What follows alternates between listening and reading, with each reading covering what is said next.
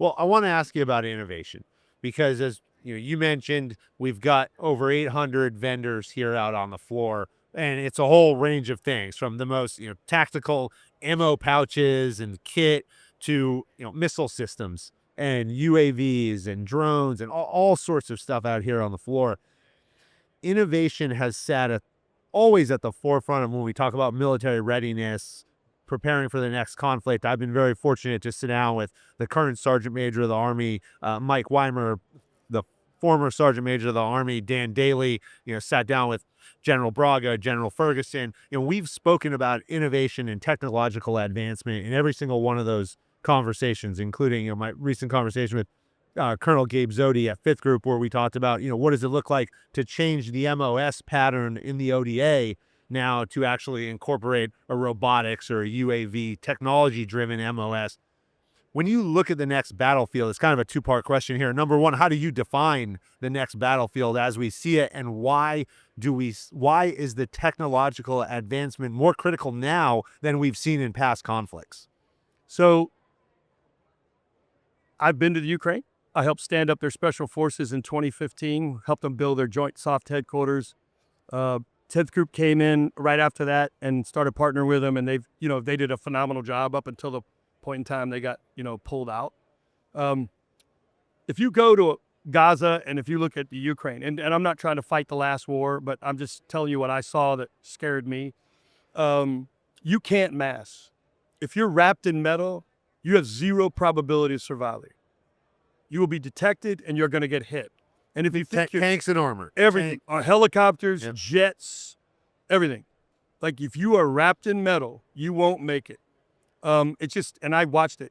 The other thing is EW, electronic warfare. I've never seen anything like. I grew up in the 11th Armored Cav as a 19 Delta Cavalry Scout on the East-West German border, watching the Russians watch us. And in the old days, their EW, they would just jam every band, shut down everything.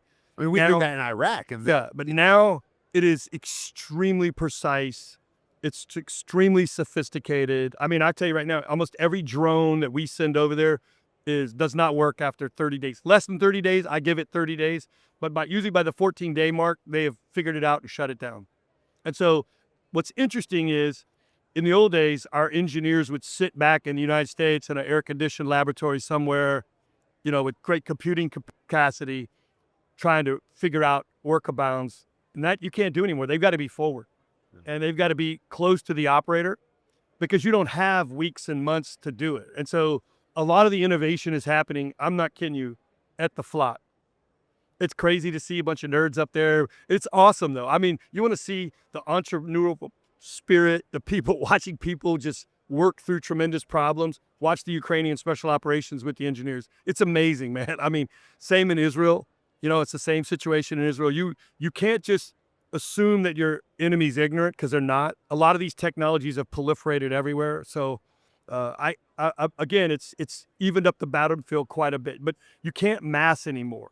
If you do, we have in the United States of America, we have a problem because most of our military is non-deployable. It can't deploy. It's too big. It's too heavy. Takes too long to get there. When it does, it has to do it in a permissive environment, right? Well, who the hell is going to give you a permissive environment to do this in? Like, every doctrine in the world is to deny you permissive entry into the battle space. And so all these huge formations that we think we're going to get in are not going to get in. And then once you get in there, you can't employ them because they're too easy to detect. And with all these long-range fires, I mean, they're popping you 1,000 miles out. Yeah, not everything is precision. Yards. Like, when General Berger was the Commandant of the Marine Corps and he got rid of tubed artillery and tanks in the Marine Corps, they called him everything but his Christian name. People hated him. All these old Marines wanted him dead, killed. And now the guy looks like Nostradamus, because everything is FMV. It's precision. It can go long range. It's got endurance. It could stay on target. A lot of this, this precision fires is just so accurate now that it's just hard to survive. One of the coolest things I saw in the Ukraine were infantry guys on electric bikes at night with NVGs flying down the road. You think it's crazy. And the guy leans over to me in his Ukrainian accent and will tell you that, they can probably get 2 of them, but you can't get all of them. And in a BMP or a BTR, you get all of them. Yeah. And you're not doing that. So folks are being innovative about how they approach the battle space and stuff. And I just think you're seeing a lot of things. The technology, you're going to see more space-based stuff.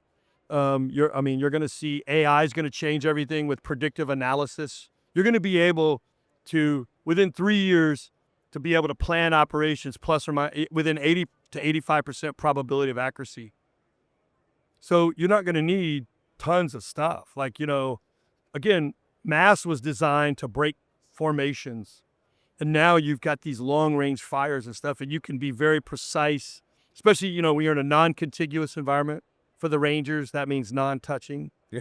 And so, which is hard for them to do. Yes. So we've fought in a non-contiguous environment for, a lot of our wars and stuff. And so that, with the space that's between those contiguous entities is, who governs it, who secures it, and a lot of that's going to be done through autonomous systems. And so, I wouldn't want to be on the modern battlefield with thermals and people being able to detect you. And, I don't see stealth technology coming out in the way I think it should be. It's out there, but it's not being resourced.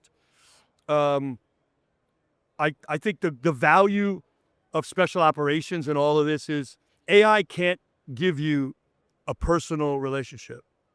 It can't do it. Only you can do that. And I think that matters tremendously.